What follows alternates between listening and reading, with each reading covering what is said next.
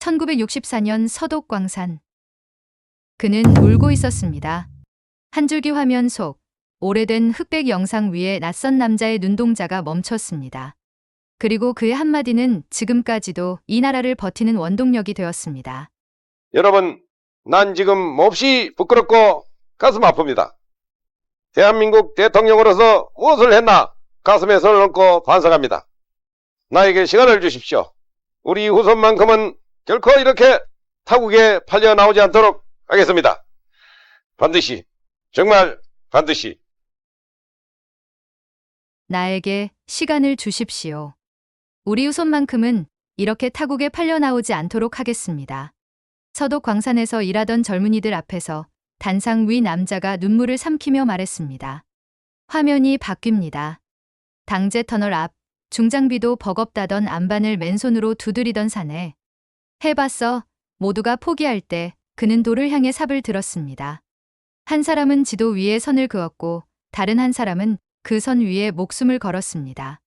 1970년 7월 7일 서울에서 부산까지 428km의 고속도로가 완공됐습니다. 그 길은 아스팔트로 포장된 것이 아니라 사람의 신념, 눈물, 의지 위에 깔렸습니다. 그로부터 반세기.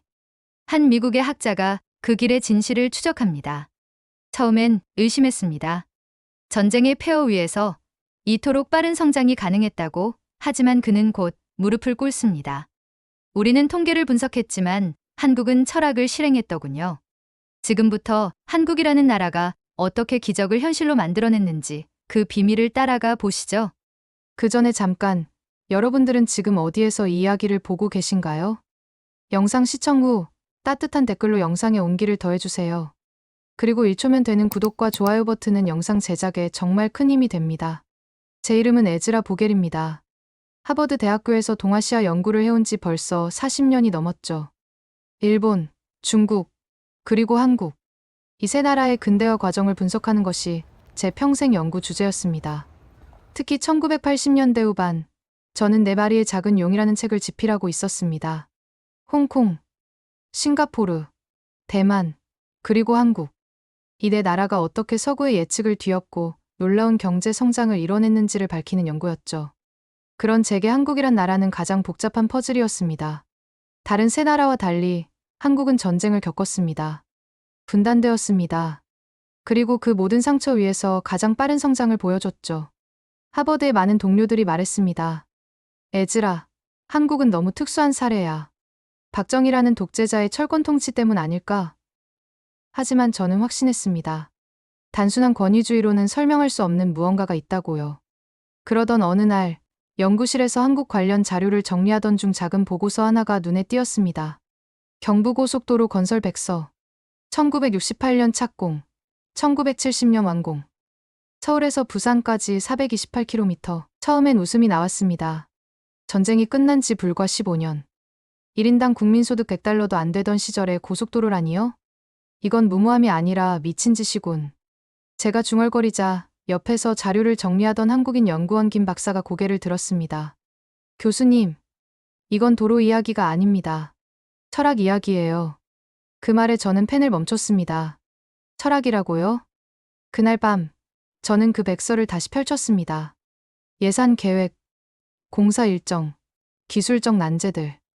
하지만 숫자 너머에 무언가가 보이기 시작했습니다. 새벽 3시. 결국 저는 김 박사에게 전화를 걸었습니다. 이 도로에 정말 철학이 있다면 직접 확인해야겠군요. 그렇게 저는 네 마리의 작은 용 연구를 시작했었고 완성된 책은 동아시아의 작은 나라, 한국의 비약적인 발전을 세계에 알릴 수 있었죠. 한국이라는 나라가 어떻게 불가능을 가능으로 만들었는지 그 비밀을 찾아 떠나는 여정 말이죠.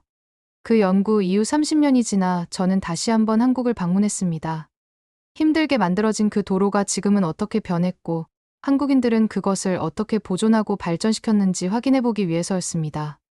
인천공항에서 내린 순간부터 제 눈에 들어온 건 놀라운 질서였습니다. 바쁘게 움직이지만 서로를 밀치지 않는 사람들, 복잡하지만 막히지 않는 교통 흐름. 그동안 한국이 이렇게 변했다고?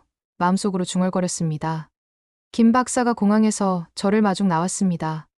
차에 오르자마자 그가 말했습니다.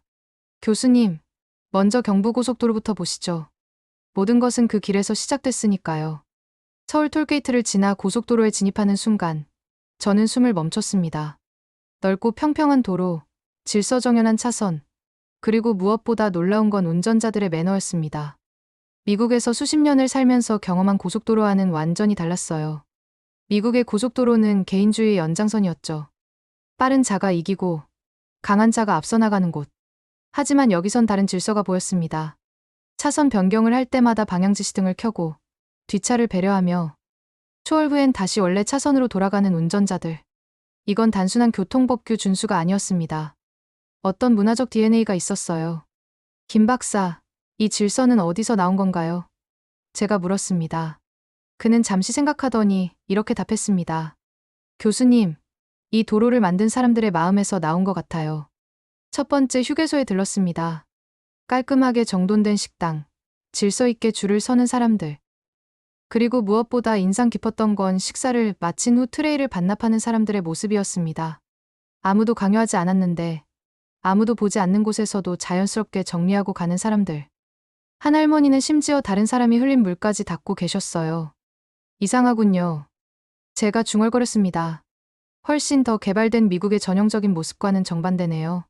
김 박사가 웃으며 말했습니다. 교수님, 여기선 개발이 사람을 바꾼 게 아니라 사람이 개발을 이끈 거거든요. 그 말에 저는 펜을 꺼내 메모를 시작했습니다. 이건 단순한 경제개발 사례가 아니었어요. 전혀 다른 차원의 이야기였습니다. 차에 다시 올라 부산을 향해 달리며 창밖으로 스쳐 지나가는 풍경을 바라봤습니다. 공장들, 아파트 단지들, 그리고 그 사이사이 아직 남아있는 논밭들. 모든 것이 조화롭게 연결되어 있었어요. 이 도로는 단순히 서울과 부산을 잇는 게 아니군요. 맞습니다. 김 박사가 고개를 끄덕였습니다. 이 도로는 과거와 미래를 이었어요. 그리고 꿈과 현실을 이었죠. 그 순간 저는 깨달았습니다. 제가 찾고 있던 한국 성장의 비밀이 바로 여기 있다는 것을요. 이 도로는 단순한 인프라가 아니라 한 나라의 철학이 구현된 공간이었습니다. 내비게이션이 안내했습니다. 다음 목적지, 새마을운동 기념관까지 95km 남았습니다. 저는 노트북을 열어 그날의 관찰을 정리하기 시작했습니다. 네 마리의 작은 용의 한국편이 완전히 새로운 방향으로 흘러가고 있었어요. 이 나라는 경제 성장 이전에 먼저 사람을 성장시켰던 거였습니다. 새마을운동 기념관은 조용한 언덕 위에 자리 잡고 있었습니다. 건물 자체는 크지 않았지만 내부에 들어서자 압도적인 역사의 무게가 느껴졌어요. 안내원이 저희를 맞으며 말했습니다. 이 영상은 박정희 대통령께서 1964년 서독에서 파독 광부간호사들에게 하신 연설입니다. 단상의 선박정희 대통령의 목소리가 기념관 안에 울려 퍼졌어요. 나에게 시간을 주십시오. 우리 후손만큼은 결코 이렇게 타국에 팔려 나오지 않도록 하겠습니다. 그 순간 제 가슴이 뛰기 시작했습니다. 하버드에서 수많은 정치 지도자들의 연설을 분석해봤지만 이런 떨림은 처음이었어요. 이건 정치적 수사가 아니라 한 인간의 절규였습니다. 화면 속 젊은 광부들이 눈물을 닦고 있었고 간호사들은 조용히 손을 모으고 있었습니다. 그들의 표정에서 저는 읽을 수 있었어요. 우리도 돌아가고 싶다. 하지만 조국이 일어설 때까지는. 김 박사가 조용히 설명했습니다. 교수님, 박 대통령은 독일의 아우토반을 직접 달리며 깨달았다고 합니다. 도로가 한 나라를 바꿀 수 있다는 것을요. 기념관 벽면에는 실제 박 대통령이 손으로 그린 경부고속도로 노선도 복제본이 전시되어 있었습니다. 서울에서 시작해 대전, 대구, 울산을 거쳐 부산까지 떨리는 손으로 그어진 한 줄의 선. 이 선 하나가 나라의 운명을 바꿨군요. 제가 중얼거렸습니다. 그때 기념관 직원이 다가와 말했습니다. 정주영 회장 이야기도 들으셔야죠. 특히 당제터널 이야기를요. 화면이 바뀌며 험준한 산악 지형이 나타났습니다. 대전과 대구를 잇는 추풍령 일대. 그 한복판에 거대한 바위산이 버티고 서 있었어요. 여기가 당제터널 건설 현장입니다. 직원이 설명했습니다. 경부고속도로 건설 과정에서 가장 큰 위기였죠. 영상 속에서 공사 현장의 참담한 모습이 펼쳐졌습니다. 갑자기 터져나온 수맥 때문에 터널이 무너지고 낙반 사고로 작업자들이 다치는 장면들. 3명이 순직했습니다. 직원의 목소리가 무거웠어요. 생명의 위협을 느낀 현장 근로자들은 하나둘 일터를 떠나기 시작했죠.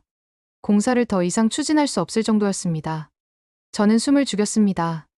이건 단순한 건설 사고가 아니었어요. 한 나라의 운명이 걸린 프로젝트가 좌초될 위기였던 거죠.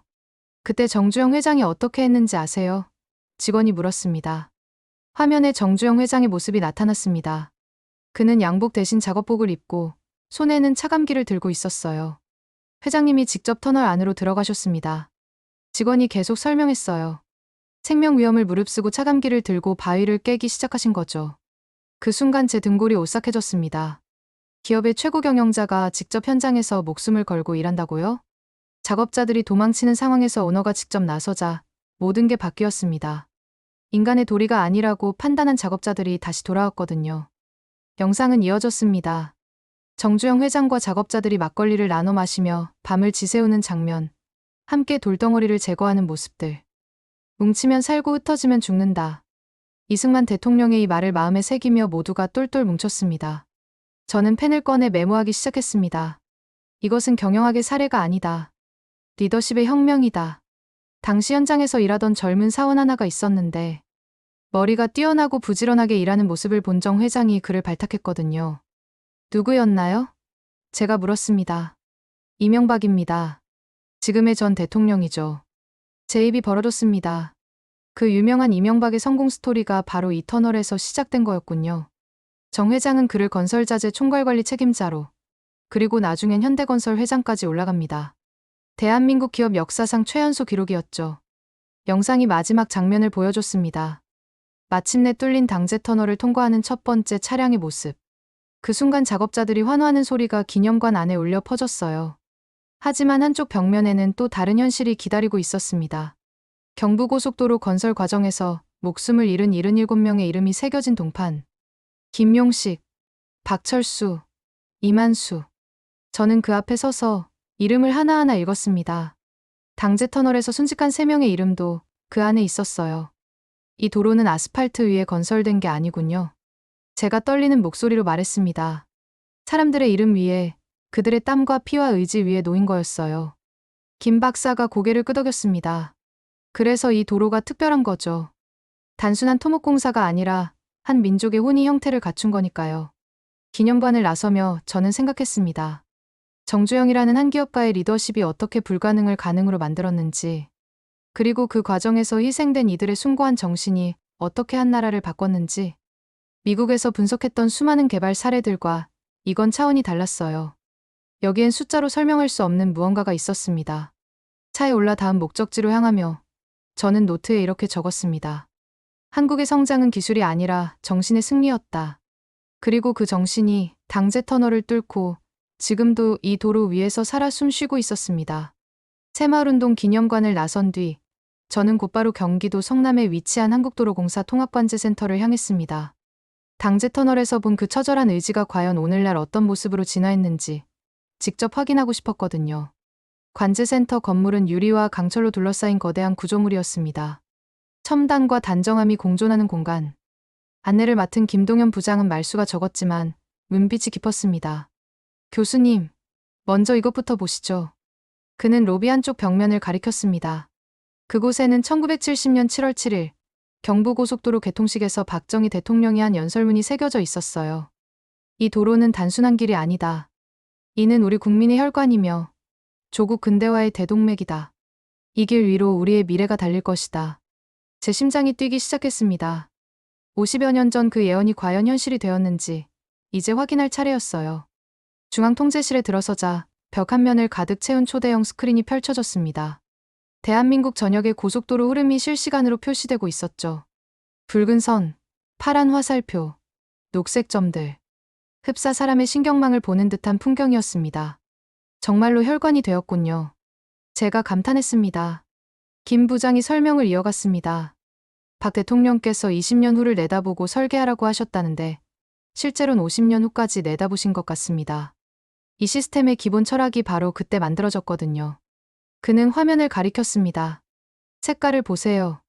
빨간 선은 주의 구간, 파란 선은 원활, 노란 점은 경미한 정체. 각 색상은 수천 번의 테스트를 거쳐 운전자의 심리 반응을 반영해 배치된 겁니다. 저는 고개를 끄덕였습니다. 단순한 트래픽 데이터가 아니었어요. 이건 사람의 뇌를 기준으로 한 설계였습니다. 미국에서는 도로를 A에서 B로 가는 수단으로 봅니다. 하지만 여기선 어떻게 가는지가 더 중요한 것 같네요. 김 부장은 또 다른 스크린으로 저를 안내했습니다. 이번엔 도로 지도 위에 점으로 표시된 것들이 보였어요. 이건 운전자 피로도 예측 시스템입니다. 평균 운전자가 스트레스를 느끼기 시작하는 87분, 125분, 163분 구간에 맞춰 휴게소를 배치했어요. 거리가 아니라 사람이 기준이죠. 그 말을 듣고 저는 깨달았습니다. 박정희 대통령이 말한 국민의 혈관이라는 표현이 단순한 은유가 아니었어요. 정말로 사람의 몸을 연구해서 도로를 설계한 거였습니다. 생체 리듬을 도로 설계에 적용한 건가요? 정확합니다. 박 대통령께서 당시 이런 말씀을 하셨다고 해요. 도로는 기계가 다니는 게 아니라 사람이 다니는 것이다. 사람을 먼저 생각하라. 한쪽 전시실에는 1970년대 당시 고속도로 설계 도면이 복원되어 있었습니다. 손으로 그린 곡선, 자로 그은 직선, 심지어 휴게소 위치를 결정한 자필 메모까지. 김 부장이 한 도면을 가리켰습니다. 이건 박 대통령이 직접 검토하고 승인한 노선도입니다. 여기 보시면 빨간 펜으로 수정한 부분들이 있어요. 저는 그 수정 표시들을 자세히 들여다봤습니다. 대부분이 커브 구간의 완만함을 조정하거나 경사도를 줄이는 내용이었어요. 왜 이런 수정을 하셨을까요? 제가 물었습니다. 안전 때문입니다. 당시 자동차 성능이 지금만큼 좋지 않았거든요. 그래서 가장 느린 차, 가장 오래된 차도 안전하게 달릴 수 있도록 설계하신 거죠. 제 가슴이 뜨거워졌습니다. 가장 약한 자를 배려하는 리더십. 이것이야말로 진정한 지도자의 모습이었어요. 김 부장은 저를 더 깊숙한 곳으로 안내했습니다. 그곳엔 놀라운 시설이 기다리고 있었어요. 이건 AI 예측 시스템입니다. 그가 설명했습니다. 기상 정보, 교통량, 심지어 국민 감정까지 분석해서 교통 흐름을 예측해요. 화면에는 실시간으로 변화하는 데이터들이 떠오르고 있었습니다. 날씨, 유가, 연휴 계획, 심지어 SNS 상위 여행 관련 키워드까지. 국민 감정까지요. 제가 놀라며 물었습니다. 네. 예를 들어 국가적 경사가 있으면 고향 방문 교통량이 증가하고 경제적 어려움이 있으면 여가 통행이 줄어들죠. 모든 걸 예측해서 미리 대비합니다. 저는 감탄했습니다. 이건 단순한 교통관리가 아니라 국민의 마음을 읽는 시스템이었어요. 복도 끝에는 작은 액자가 걸려 있었습니다. 손글씨로 이렇게 적혀 있었어요. 사람이 먼저다. 그 다음이 길이다. 누가 쓴 글인가요? 제가 물었습니다. 초대 도로공사 사장이셨던 분의 좌우명입니다. 박 대통령의 철학을 그대로 이어받으신 거죠. 그 문장을 읽으며 저는 당제 터널에서 차감기를 들었던 정주영 회장의 모습이 떠올랐습니다. 박정희 대통령이 광산의 젊은이들 앞에서 울먹이며 했던 약속도요. 기술은 단지 도구입니다. 김 부장이 말했습니다. 철학은 사람이 만들죠. 그리고 한국은 그 철학을 시스템으로 실현한 나라입니다. 센터를 나서며 저는 다시금 생각했습니다. 박정희 대통령이 50년 전에 그린 청사진이 이렇게 현실이 되었구나. 그의 국민의 혈관이라는 말이 단순한 수사가 아니라 실제 설계 원칙이었구나. 서울로 돌아오는 길, 저는 다시 경부고속도로에 올랐습니다. 이번엔 완전히 다른 눈으로 바라보며 운전했어요. 톨게이트가 가까워지자 바닥에 그려진 색상 안내선이 눈에 들어왔습니다. 빨강, 파랑, 초록, 노랑. 김 부장의 말이 떠올랐어요. 운전자의 심리 반응을 고려한 설계. 이 모든 게 사람을 위한 거였구나. 제가 혼잣말했습니다. 그날 밤 호텔에서 노트를 정리하며 저는 확신했습니다. 한국의 기적은 우연이 아니었어요. 명확한 철학과 그것을 실현하려는 의지가 있었습니다. 박정희라는 리더가 그린 비전이 정주영 같은 실행자들을 통해 현실이 되고 지금은 첨단 기술로 더욱 정교해진 것. 그 모든 과정의 중심에는 변하지 않는 하나의 원칙이 있었습니다. 사람이 먼저다. 하버드로 돌아온 저는 즉시 연구실에 틀어박혔습니다. 한국에서 가져온 자료들을 책상 위에 펼쳐놓고 지난 일주일간의 경험을 정리하기 시작했어요. 경부고속도로 건설 백서, 새마을운동 기념관에서 촬영한 사진들, 도로공사 관제센터 브로슈어, 그리고 제가 직접 적은 수십 페이지의 관찰 노트. 모든 것이 제 앞에 널려 있었지만 어디서부터 시작해야 할지 막막했어요. 이걸 어떻게 설명하지? 제가 중얼거렸습니다. 기존의 경제개발 이론으로는 설명이 안 됐거든요. 로스토우의 경제성장 단계론? 아니었습니다. 한국은 단계를 뛰어넘었어요. 루이스의 이중구조론? 이것도 맞지 않았습니다. 한국엔 농업과 공업의 대립이 아니라 조화가 있었거든요. 연구조교 제임스가 들어와 물었습니다. 교수님, 한국 여행은 어떠셨어요? 제임스, 앉아봐. 저는 그에게 사진 한 장을 보여줬습니다. 정주영 회장이 차감기를 들고 있는 모습이었어요. 이 사람은 기업가야. 하지만 보다시피 직접 현장에서 바위를 깨고 있어. 하버드 비즈니스 스쿨에서 이런 리더십을 어떻게 설명할 수 있을까? 제임스가 고개를 갸웃했습니다. 좀 특이하긴 하네요. 일반적인 CEO 행동은 아니죠. 특이한 게 아니라 혁명적인 거야. 저는 또 다른 사진을 꺼냈습니다. 서독 광산에서의 박정희 대통령 연설 장면이었어요. 이 연설을 들어봤나? 우리 후손만큼은 이렇게 타국에 팔려 나오지 않도록 하겠습니다. 이건 정치적 수사가 아니야. 한 인간의 절규였어. 그날 밤, 저는 4마리의 작은 용 원고를 전면 수정하기 시작했습니다. 기존에 써놓은 한국편을 모두 지우고 처음부터 다시 썼어요. 한국의 경제 성장은 기적이 아니다. 그것은 철학의 실현이었다. 이 문장으로 시작했습니다. 하지만 곧 막혔어요. 어떻게 증명할 것인가? 다음 날 아침, 동아시아 연구소 세미나에서 제 경험을 발표했습니다. 동료 교수들이 모인 자리였죠. 에즈라, 정말 흥미로운 관찰이군요. 일본 전문가인 로버트 교수가 말했습니다. 하지만 너무 감정적으로 접근하는 건 아닌가요? 한국의 성장은 결국 미국의 원조와 일본의 기술 이전 덕분 아닌가요? 저는 고개를 저었습니다. 로버트, 그렇다면 같은 조건을 가진 다른 나라들은 왜 성공하지 못했을까요? 필리핀도 미국 원조를 받았고, 태국도 일본 기술을 도입했어요. 하지만 한국만큼의 성과는 없었죠. 중국 전문가인 마이클 교수가 끼어들었습니다. 그렇다면 차이는 뭐라고 보시나요? 저는 박정희 대통령의 손글씨 노선도 사진을 스크린에 띄웠습니다. 이겁니다. 비전을 현실로 만드는 의지요. 하지만 에즈라, 로버트 교수가 다시 말했습니다. 박정희는 독재자였어요. 권위주의적 리더십을 미화하는 건 위험하지 않을까요? 그 말에 저는 잠시 말문이 막혔습니다. 맞는 말이었거든요. 박정희의 권위주의적 측면을 부정할 수는 없었어요. 로버트, 저도 그 부분에 대해 고민했습니다. 저는 신중하게 말을 이었습니다. 하지만 중요한 건 권력의 형태가 아니라 권력의 방향이에요. 박정희는 그 권력을 사적 이익이 아니라 국가 발전에 집중했거든요. 당제 터널에서 목숨을 잃은 77명의 명단 사진을 보여줬습니다. 이 희생자들을 보세요. 만약 박정희가 단순한 독재자였다면 이들의 죽음을 기억하고 기념할 이유가 있었을까요? 하지만 한국은 이들을 영웅으로 기억하고 있어요. 세미나실이 조용해졌습니다. 동료들이 진지하게 생각에 잠긴 모습이었어요. 마이클 교수가 조심스럽게 물었습니다. 그렇다면 한국 모델을 다른 나라에 적용할 수 있다고 보시나요? 저는 고개를 저었습니다. 그게 제일 어려운 문제예요. 한국의 성공은 특정한 역사적, 문화적 맥락에서 나온 거거든요. 분단의 위기감, 유교적 집단주의, 그리고 무엇보다 지도자와 국민 사이의 특별한 신뢰관계. 신뢰관계요? 로버트 교수가 되물었습니다. 저는 정주영 회장이 작업자들과 막걸리를 나눠 마시는 사진을 보여줬습니다. 보세요. 회장이 직접 현장에서 위험을 감수하니까 작업자들도 따랐던 거예요. 이런 상호 신뢰는 서구의 계약 관계로는 설명이 안 됩니다. 세미나가 끝난 후 저는 연구실로 돌아와 원고를 계속 수정했습니다.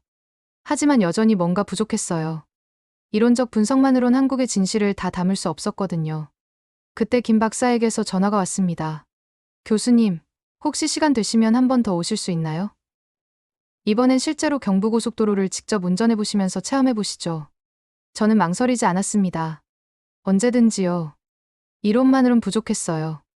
저는 그 도로를 직접 체험해야 했습니다. 박정희가 그린 선을 따라 정주영이 뚫은 터널을 지나 77명의 희생자들이 남긴 길을 직접 달려봐야 했어요.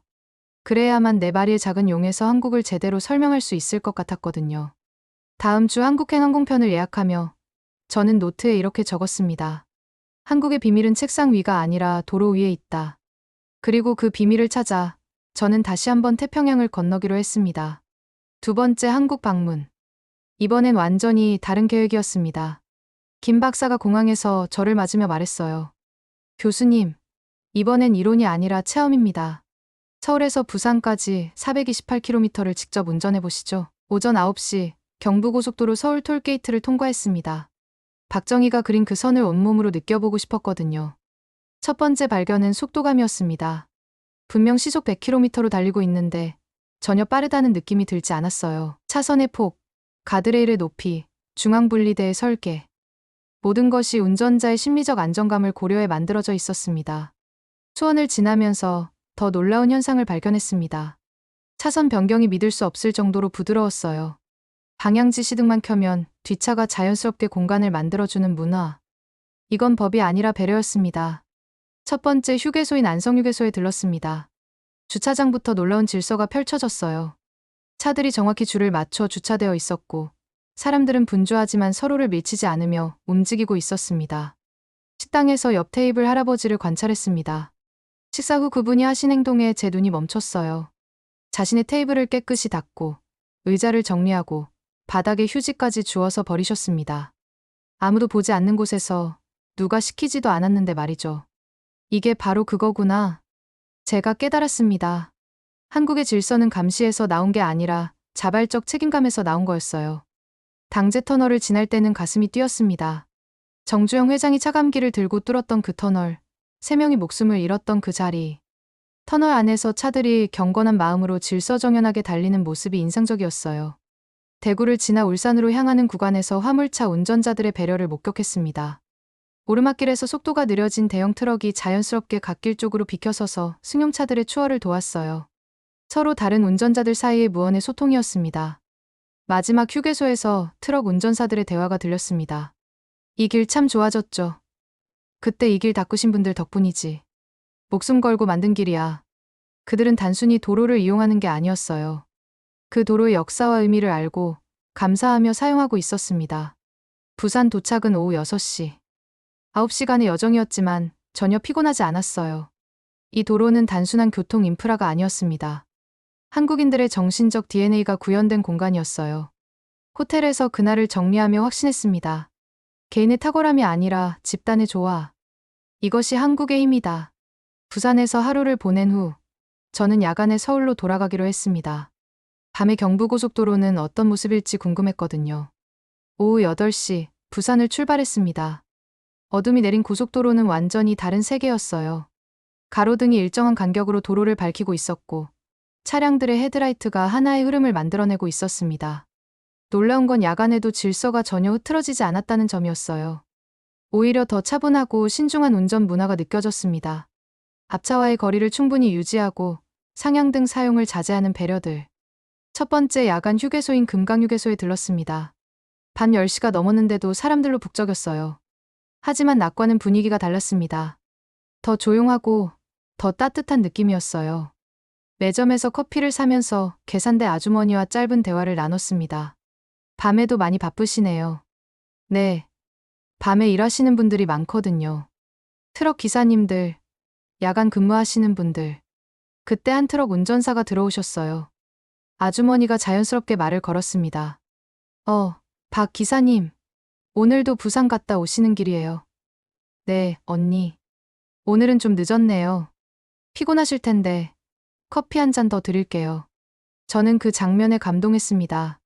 단순한 상거래가 아니라 인간적인 관계였어요. 이름을 기억하고 안부를 묻고 작은 배려를 베푸는 모습. 식당에서도 비슷한 광경을 목격했습니다.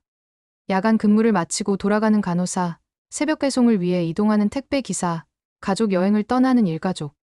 모두 다른 사연을 가지고 있었지만 서로를 배려하는 마음은 같았어요. 한 구석에서 졸고 있는 젊은 트럭 기사를 발견했습니다. 옆 테이블 아저씨가 조용히 일어나서 그에게 담요를 덮어주셨어요. 모르는 사람인데도 말이죠. 이게 바로 한국의 정이구나. 제가 중얼거렸습니다. 서울로 향하는 길, 새벽 2시경 졸음 쉼터에 잠시 들렀습니다. 몇 대의 차가 주차되어 있었고 운전자들이 차 안에서 잠깐 눈을 붙이고 있었어요. 한 중년 남성이 차에서 내려 스트레칭을 하고 계셨습니다. 저도 차에서 내려 인사를 드렸어요. 안녕하세요. 저는 미국에서 온 연구자입니다. 아, 그러세요? 밤 운전 조심하세요. 이 시간엔 졸음이 제일 위험해요. 짧은 대화였지만 그 안에 따뜻한 관심이 담겨 있었습니다. 경쟁자가 아니라 같은 길을 가는 동반자로 여기는 마음이요. 새벽 4시, 마침내 서울에 도착했습니다. 8시간의 야간 운전이었지만 전혀 외롭지 않았어요.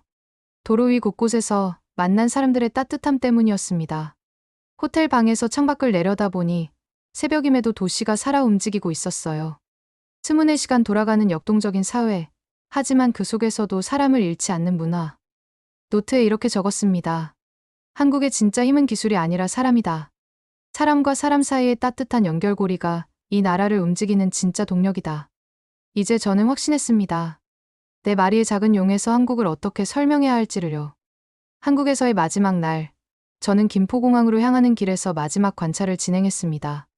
지난 일주일간의 경험이 머릿속에서 정리되기 시작했어요. 서울 시내에서 공항으로 가는 올림픽대로를 달리며 저는 창밖 풍경을 바라봤습니다.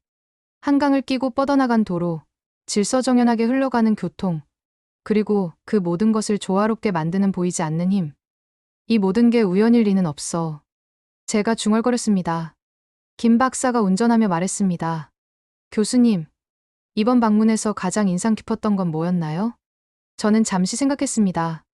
정주영 회장의 차감기, 박정희 대통령의 눈물, 77명의 희생자들, 통합관제센터의 첨단 기술, 휴게소에서 만난 따뜻한 사람들? 사람이었습니다. 제가 답했습니다. 기술도, 시스템도, 인프라도 결국 사람이 만든 거더군요. 그리고 한국은 그 사람을 가장 소중하게 여기는 나라였어요. 공항 근처 마지막 휴게소에 들렀습니다. 이제는 익숙해진 풍경이었어요. 깔끔하게 정리된 테이블들, 질서 있게 줄을 서는 사람들, 서로를 배려하는 무언의 룰들. 한 가족이 식사를 마치고 일어나는 모습을 봤습니다.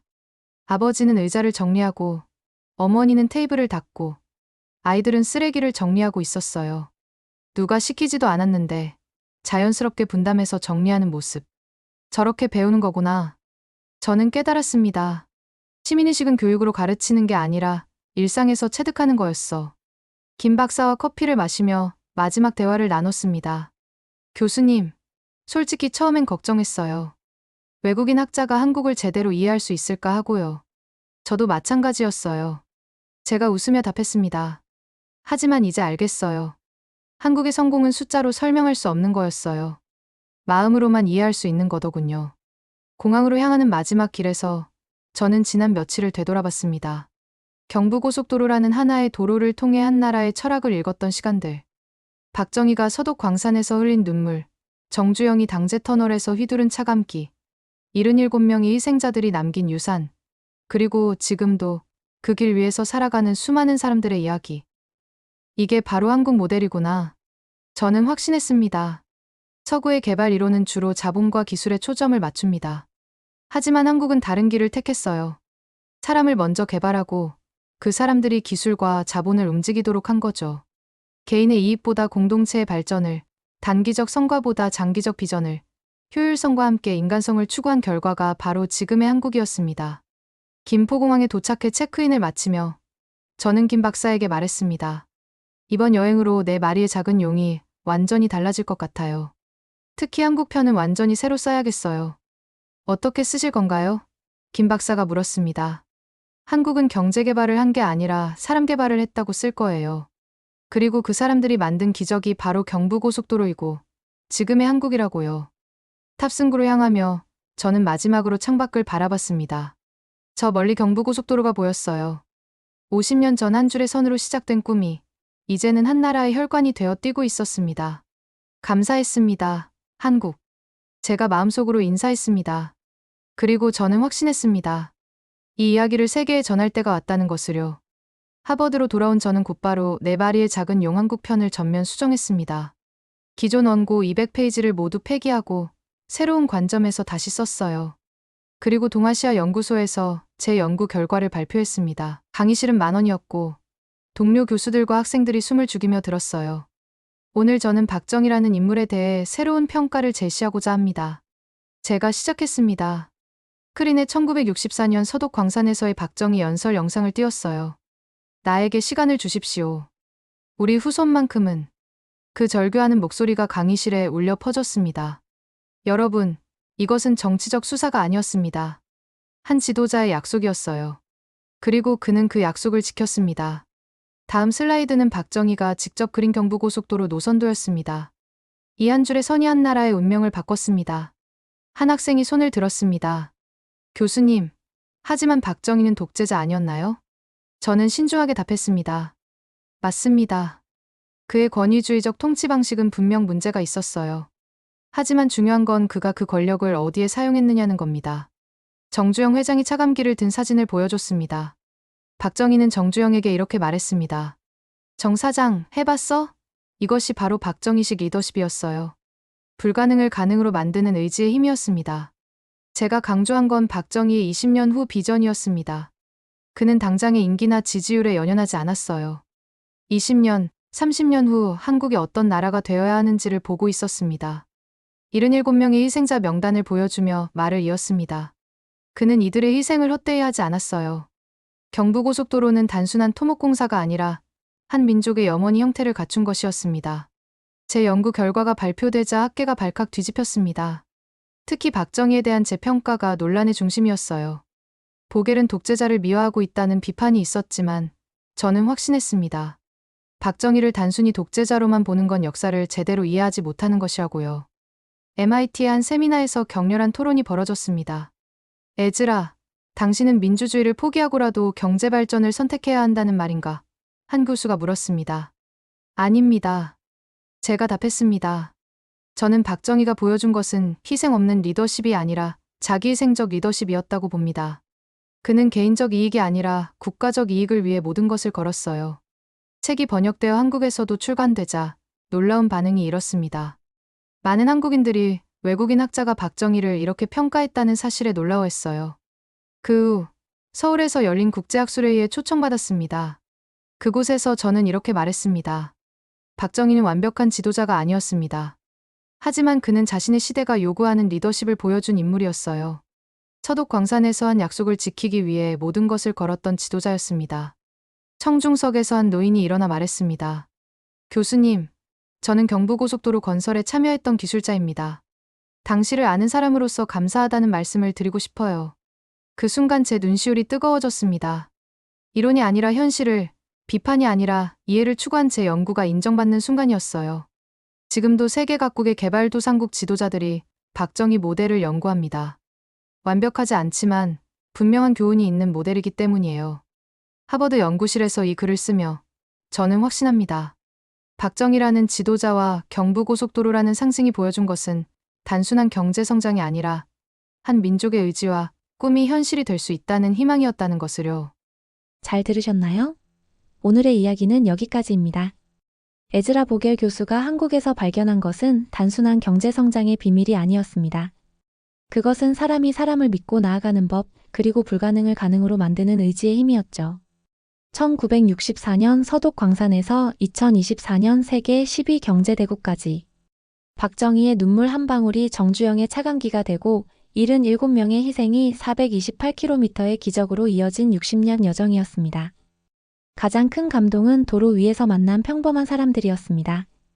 휴게소에서 조용히 테이블을 닦는 할아버지, 깜빡이로 감사를 표하는 운전자들, 모르는 사람에게 담요를 덮어주는 따뜻한 마음들. 전쟁의 폐허에서 세계 10위 경제대국이 된 현실. 이것은 단순한 성공담이 아니었습니다. 꿈을 현실로 바꾸는 리더십, 함께 가는 것을 선택한 공동체 정신, 그리고 사람을 먼저 생각하는 따뜻한 철학. 이것이 바로 경부고속도로가 우리에게 전해준 가장 소중한 메시지였습니다. 지금까지 감동을 전하는 기차 감동 추추였습니다. 구독과 좋아요, 그리고 알림 설정도 꼭 부탁드립니다. 다음에도 더 뜨겁고 진심 어린 이야기로 찾아뵙겠습니다. 감사합니다.